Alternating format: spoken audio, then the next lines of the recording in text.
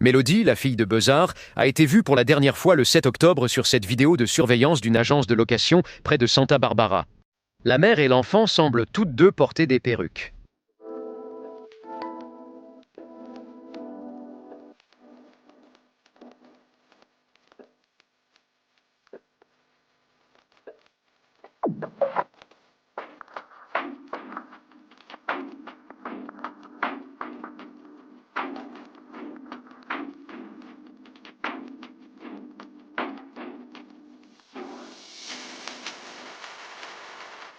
Bienvenue ou re-bienvenue et merci d'être ici. Je suis Cassie et voici A Wicked World. Aujourd'hui, je vais vous raconter l'histoire d'une fillette de 9 ans qui a fait un mystérieux voyage en voiture avec sa mère et sera malheureusement retrouvée morte ensuite. Ceci est l'histoire de Mélodie Beuzard.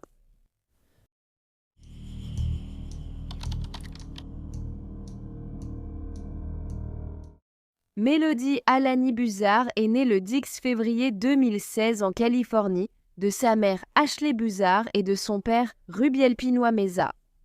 On disait qu'elle était une fillette heureuse, douce et pleine d'énergie. Le père de Mélodie, Rubiel, est décédé dans un accident de moto en 2016 alors qu'elle avait environ 6 mois. Après sa mort, sa famille a déclaré avoir eu peu ou pas de contact avec Mélodie en raison de conflits avec sa mère, Ashley. On disait aussi qu'Ashley souffrait de problèmes de santé mentale. La grand-mère de Mélodie, Laurie Miranda, la mère d'Ashley, a déclaré qu'elle n'avait pas vu sa petite fille depuis près de 2 ans. Elle a affirmé que la santé mentale d'Ashley s'était détériorée à l'époque où le père de Mélodie est décédé, donc 9 ans auparavant. Selon Laurie, les forces de l'ordre avaient été appelées au domicile d'Ashley alors que Mélodie n'était qu'un nourrisson et l'endroit était dans un désordre total. Miranda dit que l'état mental d'Ashley s'était considérablement détérioré depuis 2016, ce qui a suscité des inquiétudes à l'époque où Mélodie avait 6 mois. Miranda a dit qu'elle comptait rendre visite à sa fille quand Mélodie était nourrisson, mais a alors reçu un appel des autorités. Environ 15 minutes plus tard, un shérif m'appelle. Il me dit « Je suis chez votre fille à Orchid et je m'apprêtais à emmener votre petite fille Mélodie avec moi au service de protection de l'enfance parce que nous nous préparons à emmener votre fille à l'hôpital. » Quand Miranda est arrivée, elle dit que la maison était en désordre. Je ne pouvais pas croire que c'était ma fille. La maison était en désordre avec des œufs crus, des casseroles et de la nourriture pourrie dans le réfrigérateur que je crois qu'elle voulait donner à ma petite fille. Mélodie a été retirée à sa mère après cet incident. Elle est ensuite allée vivre chez son oncle pendant un certain temps avant d'être placée chez une amie d'Ashley, et finalement, elle a été rendue à sa mère. On dit aussi qu'une partie de la raison pour laquelle Mélodie a été retirée au départ était qu'Ashley menaçait de mettre fin à ses jours. Un autre des enfants d'Ashley avait également été retiré de sa garde par le passé. Et selon l'oncle paternel de Mélodie, qui a brièvement eu sa garde en 2021, elle avait été retirée à sa mère au total 3 fois dans le passé. Pendant cette période en 2021, Ashley avait de nouveau été hospitalisée. Et la grand-mère paternelle de Mélodie, Lily Deans, a déclaré qu'elle avait essayé d'obtenir la garde de sa petite fille. Mais avant que la vérification de ses antécédents soit terminée, Ashley a été autorisée à quitter l'hôpital, à récupérer sa fille à l'école et à quitter Santa Maria. Après cela, Ashley a déménagé dans un quartier voisin appelé Vandenberg Village et elle a refusé de laisser les proches paternels de Mélodie la voir. Cependant, elle a rendu visite à Lily plusieurs fois au fil des années pour lui demander de l'argent. En août 2025, Ashley a inscrit Mélodie à un programme d'études indépendantes dans le district scolaire unifié de Lompoc. Elle a ainsi pu faire l'école à domicile à Mélodie. Mais il a ensuite été découvert que le département de l'éducation de Californie n'avait aucune trace de la mère ayant soumis les documents requis pour cela. Quelques mois plus tard, le 14 octobre 2025, une administratrice scolaire a signalé l'absence prolongée de Mélodie. Même si elle recevait l'enseignement à domicile, le programme exigeait que le parent et l'enfant viennent récupérer les devoirs en personne de temps en temps. Cependant, personne n'était venu récupérer les devoirs de Mélodie au cours des 2 derniers mois. Et c'est à ce moment-là que la police a été contactée et qu'on lui a demandé d'aller vérifier qu'elle allait bien. Les agents se sont alors rendus au domicile de la famille, dans le secteur du 500 de l'avenue Mars à Lompoc, en Californie. Là, ils ont parlé avec la mère de Mélodie, Ashley, qui ne leur a donné aucune explication concernant l'endroit où se trouvait sa fille. Quand l'une des demi-sœurs de Mélodie, qui se trouvait dans la maison, a dit aux agents qu'elle ne savait pas non plus où était Mélodie, Ashley lui a répondu sèchement « Il y a une raison à cela ». Le lendemain, les enquêteurs ont exécuté un mandat de perquisition au domicile des Beuzards et y ont trouvé des informations cruciales. Ils ont découvert que le 7 octobre, Ashley avait loué une Chevrolet Malibu blanche dans une agence de location de voitures à proximité. Une vidéo de surveillance a capturé à la fois Ashley et Mélodie entrant dans le bâtiment et elles portaient des déguisements. Des images de la mère et de la fille ont été diffusées au public, montrant Ashley avec de grosses boucles dorées et Mélodie avec la capuche rabattue sur de longs cheveux, moins bouclés que d'habitude, avec une frange. Il a été demandé à tous de contacter le bureau du shérif du comté de Santa Barbara pour toute information sur la localisation de Mélodie. Après que Mélodie et Ashley aient quitté l'agence de location de voitures, elles ont commencé à rouler vers l'est et ont traversé le Nevada, puis l'Utah. Pendant le trajet, Ashley changeait la plaque d'immatriculation de la voiture, mettait une nouvelle perruque et se garait en marche arrière aux stations-service afin de ne pas être repérée.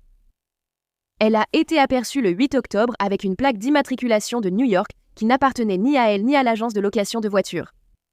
On pensait que la mère et la fille avaient effectué un voyage aller-retour à travers plusieurs États, incluant la Californie, le Nevada, l'Arizona, l'Utah, le Wyoming et le Nebraska, avec un trajet de retour passant par le Kansas, le Colorado, l'Utah, l'Arizona, le Nevada et la Californie. Mélodie a été vue pour la dernière fois en vidéo avec sa mère le 9 octobre près de la frontière Colorado-Utah. Sur le chemin du retour d'Ashley, elle a fait un détour par Panguitch, dans l'Utah. Mais les autorités ignoraient pourquoi. Le lendemain, elle est rentrée chez elle à Lompoc sans Mélodie. Le FBI s'est rapidement impliqué dans la recherche de Mélodie et Ashley a eu 72 heures pour ramener sa fille ou être arrêtée. Pourtant, ce délai est passé sans résultat. Et même si Ashley n'a pas ramené Mélodie, elle n'a toujours pas été arrêtée. Le 30 octobre 2025, les autorités ont délivré un nouveau mandat de perquisition pour la maison des Beuzards, ainsi que pour un box de stockage et la voiture de location. Mais ils n'ont toujours pas placé Ashley en état d'arrestation. À la place, ils l'ont installée dans un véhicule et l'ont transportée vers un autre endroit. À peu près au même moment où la police fouillait la maison des Beuzards, on a vu de façon choquante Ashley arracher les affiches concernant la disparition de sa fille. Selon un voisin, cette vidéo semble montrer la mère en train d'enlever les affiches de disparition de sa propre cour des semaines plus tard. Et ce soir, la grand-mère paternelle de Mélodie, qui dit ne pas l'avoir vue depuis 4 ans, est désespérée de trouver des réponses. Je veux savoir où est ma petite fille. Que se passe-t-il? La mère de Mélodie est restée non coopérative avec les autorités, alors plusieurs agents ont été chargés de la surveiller 24 heures sur 24. En même temps, d'autres agents concentraient de leurs efforts sur l'obtention de preuves physiques, numériques et médico-légales qui pourraient les mener à Mélodie, âgée de 9 ans. Puis enfin, le 7 novembre 2025, Ashley Beuzard, âgée de 40 ans, a été arrêtée, mais pas pour ce que vous pensez. En fait, il s'agissait d'une accusation sans lien, séquestration illégale. Cela est arrivé après qu'un homme a affirmé qu'Ashley ne le laissait pas quitter sa maison. On a découvert plus tard qu'il s'appelait Tyler Brewer et qu'il était assistant juridique. On dit que lorsqu'il a appris la disparition de Mélodie, il a contacté Ashley pour lui proposer son aide. Le 6 novembre, lors d'une interaction chez elle, la situation s'est envenimée et Ashley est devenue visiblement bouleversée après avoir partagé avec Tyler des informations qu'elle a regrettées. Il a affirmé qu'elle avait sorti un cutter et ne le laissait pas partir. Apparemment, l'information qu'Ashley a révélée à Tyler était qu'elle avait laissé Mélodie dans l'Utah avec un couple dans un zoo. Cependant, elle n'a pas pu donner d'autres informations sur ces personnes à part le prénom de la femme. Ashley a dit qu'elle avait laissé Mélodie avec eux pendant environ 1 ou 2 mois parce qu'elle devait subir une chirurgie ambulatoire prochainement, ce que ses médecins n'ont pas pu confirmer. Donc, cet incident a conduit aux accusations de séquestration contre Ashley. Cependant, elles seront ensuite abandonnées faute de preuves. Cela est arrivé après qu'un enregistrement de l'interaction entre Tyler et Ashley a été retrouvé. Il avait été enregistré sur un téléphone portable qui se trouvait dans le sac à main d'Ashley et rien n'indique qu'elle le retenait contre sa volonté. Je ne peux pas te faire confiance quand tu mens. Tu mens clairement, t'es une excellente menteuse. Genre Tyler, je suis Tyler. Je ne le suis vraiment pas. Tyler, tais-toi et écoute. S'il te plaît, regarde-moi. Je suis une femme intelligente. J'ai 40 ans. Toi, tu t'occupes des affaires juridiques. Sérieusement, tu te moques de qui? Tyler. Je peux seulement te donner mon point de vue. Écoute, je n'essaie pas d'être irrespectueuse. Je comprends. Il faut que tu reviennes à la réalité. Si cela passe dans les médias, comme les émissions d'actualité, ils vont te voir s'intéresser à toi. Je le sais, que tu le défendes ou pas. Tu veux attirer l'attention. Je ne veux pas attirer l'attention. Il n'y a absolument aucune chance que tu ne sois pas bipolaire ou que tu n'aies pas un problème grave si tu ne te rends pas compte que ce que tu fais, c'est de la fausse publicité. Et il y a de vraies conséquences juridiques. Je ne comprends vraiment pas comment tu ne t'inquiètes pas d'aller en prison. J'aimerais partir maintenant. Puisque tu pars de manière aussi maladroite, je veux les clés de ma maison qui sont dans le rangement. Personne d'autre n'a les clés, c'est ça? Oui? Madame, personne d'autre n'a les clés. Tyler, sincèrement, si tu es vraiment ici pour aider, je t'en suis reconnaissante. Les mensonges sont nombreux. Et surtout si tu es sincère et que tu essaies d'aider à ta façon. Tu devrais vraiment t'inquiéter s'ils te reconnaissent parce que n'importe qui d'autre, comme se présenter aux élections du district, ça ne colle pas. Je ne te menace pas, mais je dis juste que je ne te menace pas du tout. J'essaie de t'aider en tant qu'amie parce que j'ai l'impression que c'est un trouble bipolaire ou quelque chose comme ça. Mais je ne pense pas que tu comprennes le niveau d'absurdité qu'on voit en ligne. Je comprends ce que tu veux dire. En fait, nous allons... Reste ouvert à m'appeler ou m'envoyer un message. Comment puis-je t'envoyer l'argent pour les reçus? Je ne m'inquiète pas pour ça. Je reste très ouvert. Tu veux qu'elle m'appelle ou qu'elle m'écrive? Mais je n'ai rien fait dans l'intention de tromper qui que ce soit. Moi aussi en ce moment.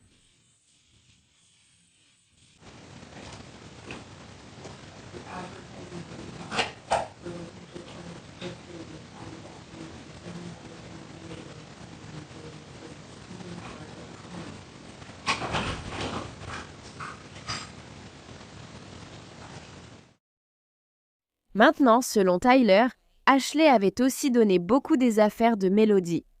Et il a dit que la mère avait étrangement un traversin sur son canapé, habillé avec le sweat à capuche et le legging de Melody. Puis, presque 2 mois après la dernière fois que Melody a été vue, le 6 décembre 2025, un couple roulait sur un chemin de terre dans le comté de Wayne, dans l'Utah, dans l'espoir de prendre quelques photos le long des pics de Grey. Cependant, au lieu de cela, ils ont fait une découverte terrifiante. C'étaient les restes en décomposition d'un enfant. À leur arrivée sur une route isolée près de l'East State Road 24, les autorités ont découvert le corps, identifié plus tard comme celui de Melody Buzzard, 9 ans. La petite fille était morte à la suite de plusieurs blessures, par balles de 9 mm, à la tête. Les traumatismes subis par son corps étaient horribles.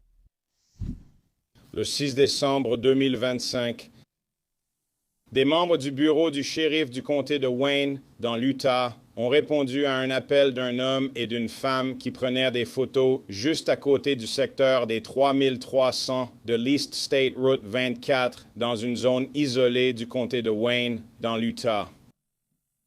Ce couple avait découvert le corps décomposé d'une personne décédée sur le bas-côté près de West Caneville Road.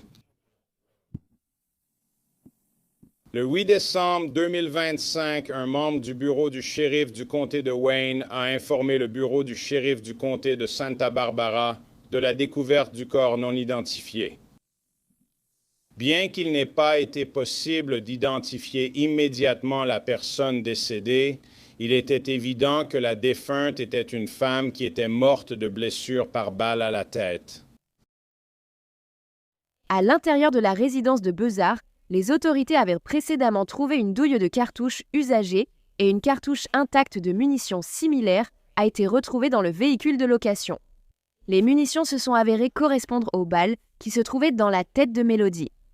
Les enquêteurs ont également saisi le téléphone portable d'Ashley ainsi que 3 appareils photo, 2 tablettes, un ordinateur et plusieurs cartes SIM et SD. Dans les mois précédant la disparition de Melody, il a été dit qu'Ashley passait la plupart de son temps dans les pièces du fond de sa maison et évitait celles de devant parce qu'elle croyait qu'elles étaient sur écoute.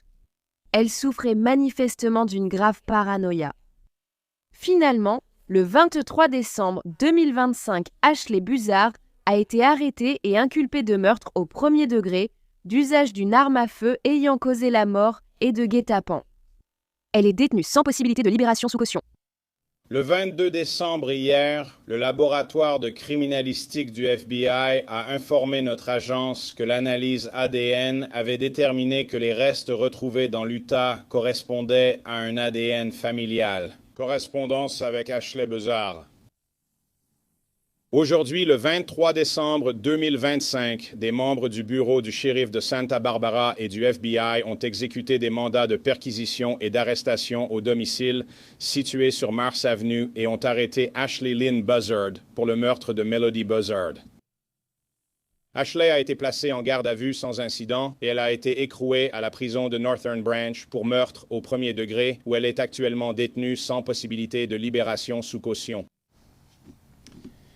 Bien que ces développements représentent des étapes importantes pour tenir Ashley Buzzard responsable du meurtre de sa fille, ils n'atténuent en rien la perte profonde que nous reconnaissons aujourd'hui. Étant donné que cette affaire suit désormais son cours devant la justice, il y a des limites quant aux détails supplémentaires que nous pouvons partager publiquement pour le moment. Les autorités pensaient que Melody avait été tuée peu de temps après avoir été vue pour la dernière fois sur une vidéo de surveillance le 9 octobre et elles ont décrit sa mort comme ayant été commise avec une cruauté et une brutalité exceptionnelles. Ashley a plaidé non coupable et l'accusation a déclaré que si elle est reconnue coupable, ils demanderont la réclusion à perpétuité sans possibilité de libération conditionnelle. L'oncle de Melody, Marvin Mezza, dit qu'il ne comprend pas pourquoi il ne demande pas la peine de mort cependant. Il a dit « Ce qu'elle a fait est méprisable. Pour ce qu'elle a fait, la punition devrait être bien pire. Je veux que le public comprenne que Melody était aimée. » Même si les enquêteurs pensent que le meurtre de Melody a été planifié avant le voyage en voiture avec sa mère, ils n'ont toujours pas réussi à déterminer le mobile ni à retrouver l'arme du crime.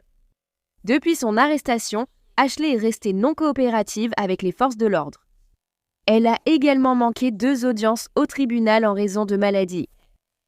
Lors de sa comparution, un juge a accordé une ordonnance restrictive temporaire pour empêcher le bureau du shérif de discuter de tout détail de l'affaire qui n'a pas encore été rendu public. La grand-mère paternelle de Melody, Lily, disait avoir toujours trouvé Ashley étrange et savait qu'elle souffrait d'une grave maladie mentale. Ashley voulait couper Melody du reste du monde. Après la découverte du corps de Melody, un mémorial a commencé à se former devant la maison où elle vivait autrefois. Puis, au début du mois de février 2026, la demi-sœur de Melody, Karina Meza, avec qui elle partage le même père, a déposé une demande pour récupérer ses restes.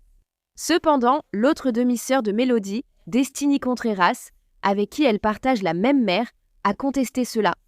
Et finalement, c'est elle qui a été autorisée à récupérer les restes de Melody et à organiser ses funérailles.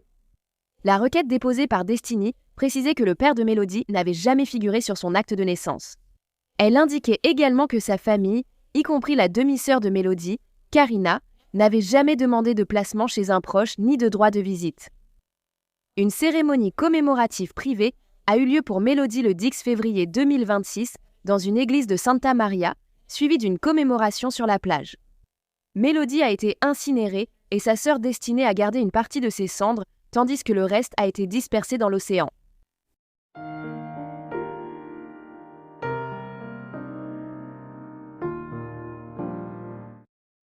Merci d'avoir écouté l'histoire de Melody aujourd'hui. On dirait que la santé mentale d'Ashley ne faisait qu'empirer de plus en plus. Et un jour, elle a décidé qu'elle ne pouvait tout simplement plus supporter d'avoir sa fille auprès d'elle. Alors elle l'a tuée. C'est tellement triste. Et il semble qu'il y avait des gens qui auraient été prêts à l'aider puisqu'elle en avait clairement besoin. Je ferai certainement une mise à jour sur cette affaire, même si j'ai l'impression que ça pourrait prendre un certain temps puisqu'Ashley traîne des pieds. Qu'en pensez-vous ? Si vous aimez les histoires criminelles et voulez les entendre de ma part, abonnez-vous et activez les notifications pour être informé de chaque nouvelle vidéo, publiée au moins 2 fois par semaine.